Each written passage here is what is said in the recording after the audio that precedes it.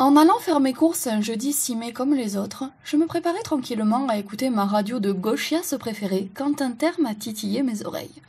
HPI. Le HPI, ou haut potentiel intellectuel, c'est un sujet qui me touche particulièrement, vu que je suis diagnostiquée depuis quelques années maintenant. J'ai donc continué à écouter ce qui se disait par curiosité, et c'est par ce hasard, au détour d'un trajet pour mes courses, qu'est née cette vidéo.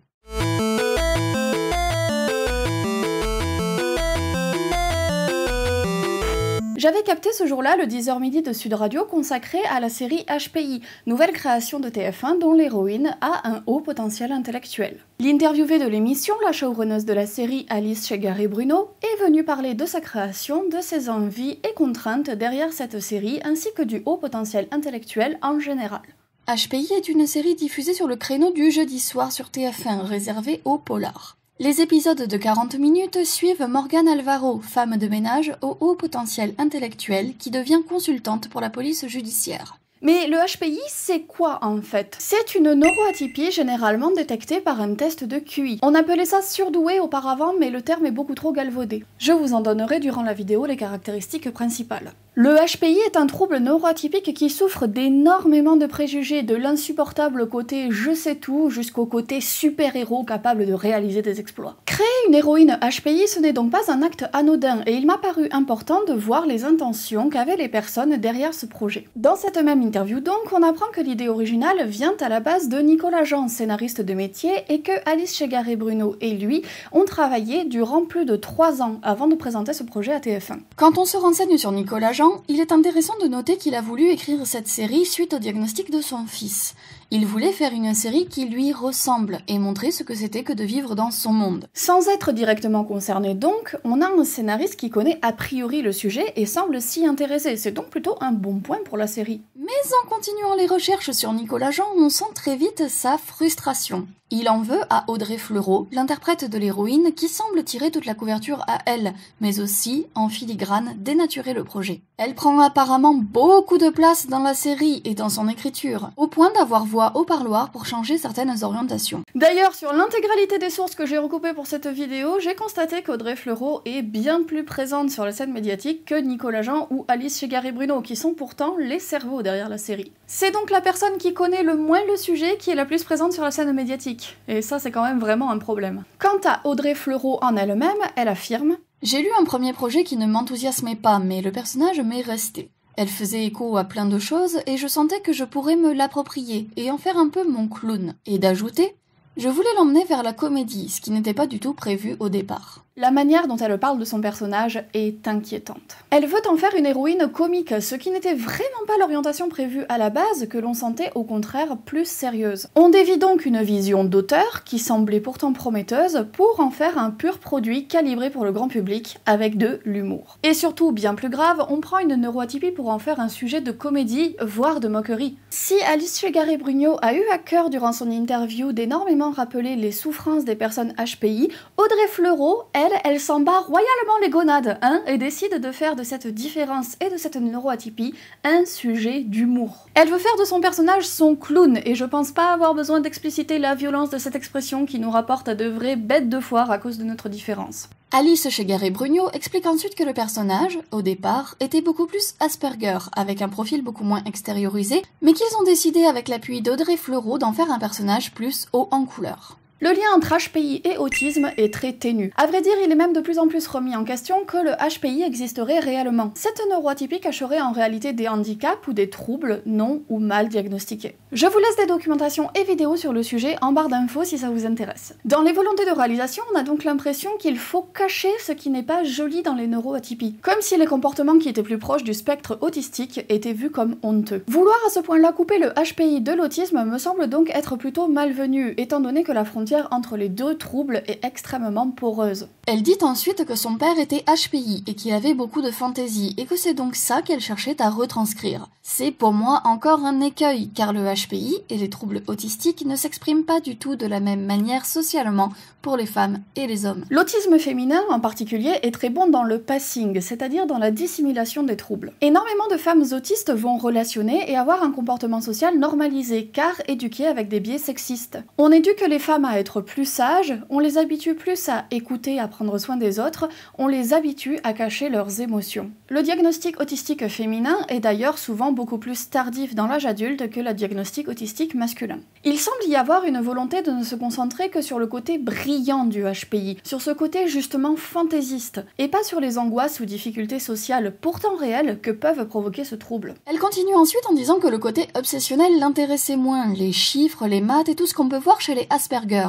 Et manque de bol, cet aspect obsessionnel est un des traits prégnants du HPI. C'est ce qu'on appelle les intérêts spécifiques, un trait commun avec les personnes autistes. On devient de véritables encyclopédies vivantes et obsessionnelles sur certains sujets.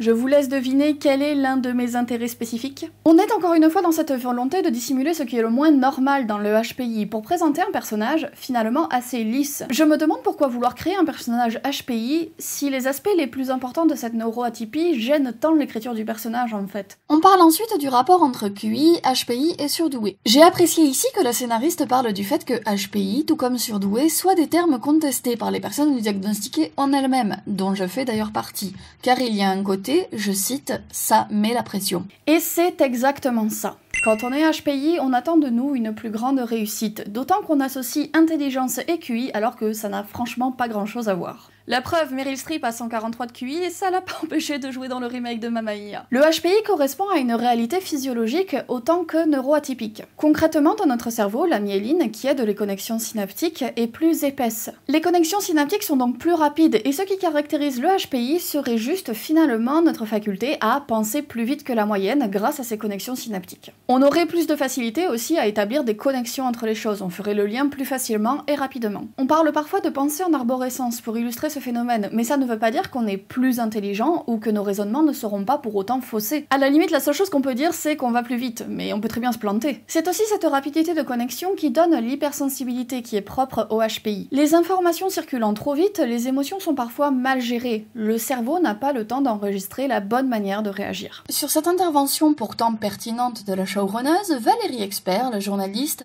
enchaîne avec une pure remarque de boomer à la sauce. Mais aujourd'hui, tous les gamins qui ont des difficultés, on les dit surdoués alors qu'en fait ils sont juste mal élevés. C'est un stéréotype que l'on entend beaucoup, qu'il y aurait aujourd'hui beaucoup plus d'enfants autistes, 10 ou avec des troubles psy qu'auparavant, et que ce seraient des excuses toutes trouvées par des parents qui ne sauraient pas gérer leurs gosses indisciplinés. Le « c'était mieux avant » version validiste en somme.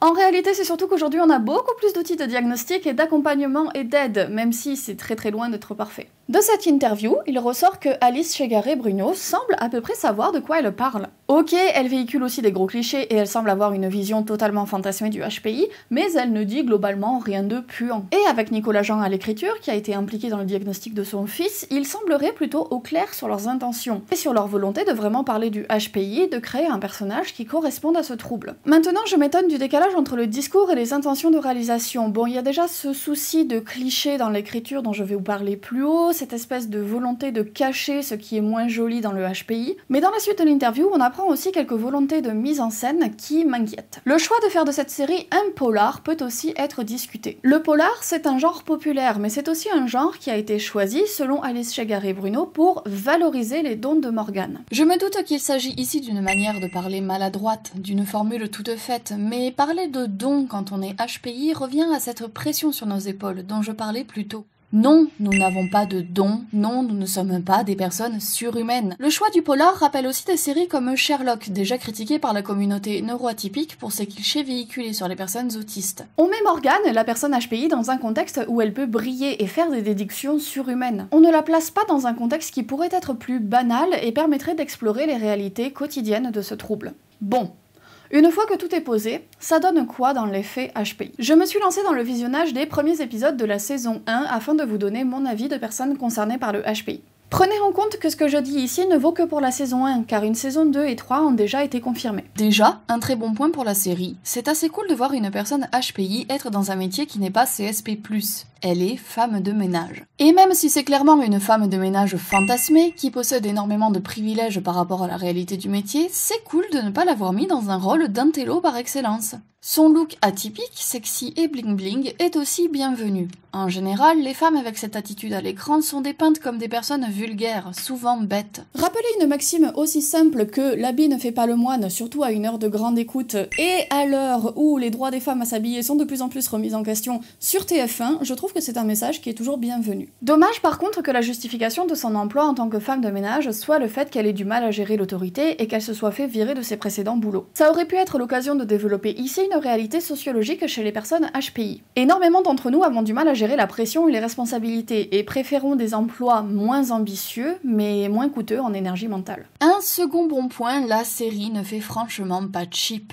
La lumière et les photos sont propres, on se paye le luxe de plans zénithaux, quelques effets spéciaux réussis, on a de vraies volontés de mise en scène à souligner positivement pour une série TF1 qui a de l'ambition. Le son est aussi très propre et si je me permets d'insister beaucoup sur ce point, c'est que je trouve que dans le cinéma et les séries françaises, il y a souvent de gros problèmes de mixage. On a l'impression que tout est dans les graves, que les personnages parlent constamment dans leur barbe, or ce n'est pas du tout le cas ici. En fait, le résultat me fait parfois penser à une série Netflix en termes de finition et d'ambition visuelle. Ok, c'est parfois un peu trop coloré, les bureaux sont un peu trop propres et la lumière un peu trop idyllique, mais en dehors de cet aspect idéalisé, on sent que les moyens ont été mis pour que la série ait de la gueule. Au niveau de l'écriture, les épisodes sont écrits comme un polar en quête classique, avec en trame de fond une quête personnelle de Morgane qui cherche à retrouver un compagnon disparu depuis quelques années. Les enquêtes ont l'air plutôt bien foutues, mais le polar n'est pas du tout ma came et je m'abstiendrai donc de tout jugement quant à ce niveau-là, car je suis très mauvaise juge dans ce genre. Le rythme est rapide, on sent le format compressé des 40 minutes, mais on prend tout de même le temps de développer chaque personnage. Il y a des pauses dans le récit, des scènes avec peu de dialogue, et je n'ai pas eu l'impression de retrouver le côté surexplicatif des feuilletons à la Julie Lescaut. Ou pour compenser le manque de temps, on va développer une partie de l'enquête dans des dialogues surexplicatifs interminables. La série souffre par contre de gros soucis de racisme et de sexisme ordinaire. Le harcèlement sexuel d'un flic est montré comme un ressort comique pour faire la part belle au côté grande gueule de Morgane.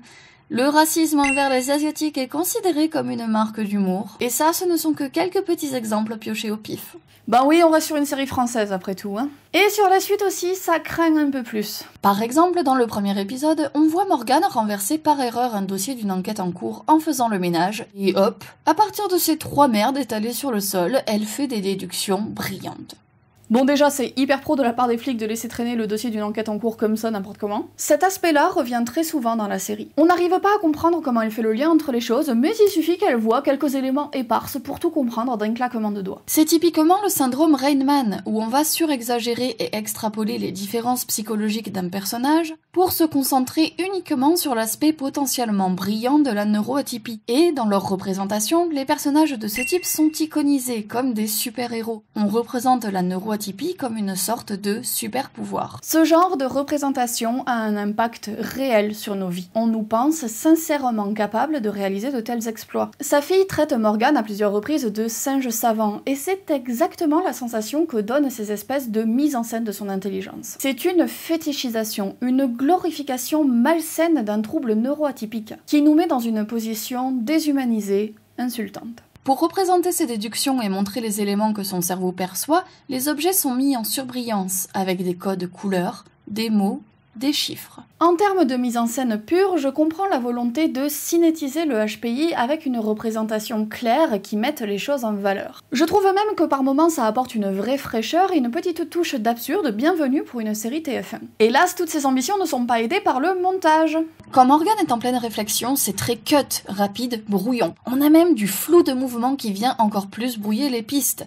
Et de manière générale au cinéma, quand un montage s'accélère pour compliquer un propos, je trouve que c'est un procédé très artificiel. On valorise les personnages qui, eux, comprennent la situation rendue inutilement complexe à cause du dit montage, mais on ne rend pas le propos pour autant plus intelligent ou brillant. C'est uniquement la forme qui rend la compréhension difficile. N'est-ce pas, Tenet ? Tout au long de la série aussi, on est étonné par le côté très affirmé et grande gueule de Morgane. Quand elle fait des recherches, elle ne doute pas, elle affirme. Elle est sûre d'elle et de son intelligence et ne cache pas un certain mépris pour les autres, qui ne sont pas capables de la suivre dans ses déductions. Alors que dans la réalité, en étant HPI, on souffre au contraire de ne pas rentrer dans la norme et on a bien souvent de gros soucis de confiance en soi. Et surtout en tant que femme, le syndrome de l'imposteur est très présent. Son personnage n'est pas non plus spécialement attachant. Elle est gueularde, franchement chiante, se donne souvent en spectacle pour pas grand-chose. Je vous l'expliquais plus tôt, une des caractéristiques du HPI, c'est l'hypersensibilité et l'empathie. Le personnage de Morgane est tout sauf empathique. Elle est égoïste, voire carrément méchante. Un personnage pleure? Oh, elle va lui demander de se pousser parce qu'elle lui bloque le soleil. Elle n'est pas respectueuse des témoins et des personnes en deuil. Elle n'est pas à l'écoute non plus de ses enfants, se moque souvent de leurs ressentis et leur laisse très peu de place pour évoluer. En voulant faire un personnage déluré et haut en couleur, on enlève le HPI d'un cadre quotidien, comme si on ne pouvait pas être une personne banale tout en étant HPI. Bon, pour le coup, moi j'avoue qu'avec mes cheveux teintés, mon look improbable et mon caractère de merde, je fais pas trop la part belle au côté banal du HPI. Le souci, c'est qu'à force de vouloir faire des personnes HPI des personnes délurées, on les caricature et on les rend carrément antipathiques. Morgane est une vraie Miss Je sais tout qui ramène en permanence sa fraise quand personne ne lui demande son avis et n'hésite pas à écraser les autres pour prouver sa supériorité. Le personnage de l'enfant de Morgane est bien plus fidèle dans sa représentation du HPI que sa mère. Je ne sais pas s'il est basé sur le fils de Nicolas Jean, qui, je vous le rappelle, a motivé l'écriture de la série, mais il est une plutôt bonne représentation de ce qu'est être un enfant HPI. Il pose des questions sur de nombreux sujets, se montre curieux, commence déjà à développer des intérêts spécifiques, il est sympathique, empathique, ouvert. C'est même dommage qu'on le voit finalement assez peu dans la série. Et personnellement, sa réplique « L'arrêt manta, c'est mon poisson préféré parce que s'il s'arrête de nager, bah il meurt », j'avoue, ça m'a achevé. Je dirais que le souci principal de la série, c'est Audrey Fleurot en fait. Son interprétation en fait des caisses, elle exagère tout, ne fait naturel à aucun moment. Elle sent le personnage, jamais l'être humain, là où tous les autres actrices sont plutôt bons et naturels. Et j'ai vraiment du mal personnellement avec son jeu que je trouve faux. J'ai l'impression que la série pourrait être plutôt bonne si elle ne s'appelait pas HPI. À aucun moment, la série n'essaye de traiter ce sujet. Le HPI, en somme, ce n'est qu'un vieux MacGuffin, un prétexte pour accélérer les enquêtes dans un format polar assez conventionnel. Avant d'écrire cette vidéo, j'avais publié un billet d'humeur sur mon Facebook personnel et les réactions n'ont pas tardé à se faire entendre. Je me prends trop la tête, ce n'est qu'un divertissement innocent qui n'a pas volonté d'être un documentaire sur le HPI, il faut laisser la liberté créatrice, etc. etc. Sauf qu'HPI, c'est une série qui cartonne. Plus de 9 millions de téléspectateurs rien que pour le premier épisode, c'est un record même selon TF1. La série a d'ailleurs été rachetée à l'étranger sur de nombreuses chaînes. Et dans l'émission de Sud Radio en elle-même, il est dit que plus de 58% des personnes qui ont regardé HPI ne savaient pas ce qu'était le HPI avant de découvrir la série. Pour de nombreuses personnes, cette série va être le premier contact avec la neuroatypie du HPI. Elle va donc marquer durablement leur conscience et leur représentation. Quand on s'intéresse à de tels sujets avec une audience si forte, il est important de savoir de quoi on parle et de ne pas faire les choses n'importe comment. HPI est très loin d'être une série innocente. Elle fait partie de ces représentations erronées d'une neuroatypie qui vont encore nous faire du mal pendant de nombreuses années en véhiculant des clichés et des représentations fausses. Voilà, écoutez, cet épisode de Critique Politique est terminé, j'espère en tout cas que ça vous aura plu. Je tenais juste à faire un petit mot et à m'excuser pour le manque de communication et de vidéos ces derniers temps. En fait, ça fait plus de 2 mois que je n'ai plus internet,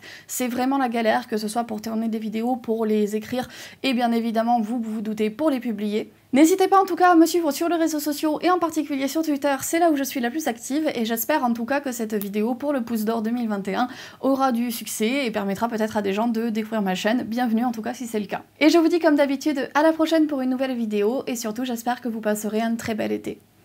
Salut!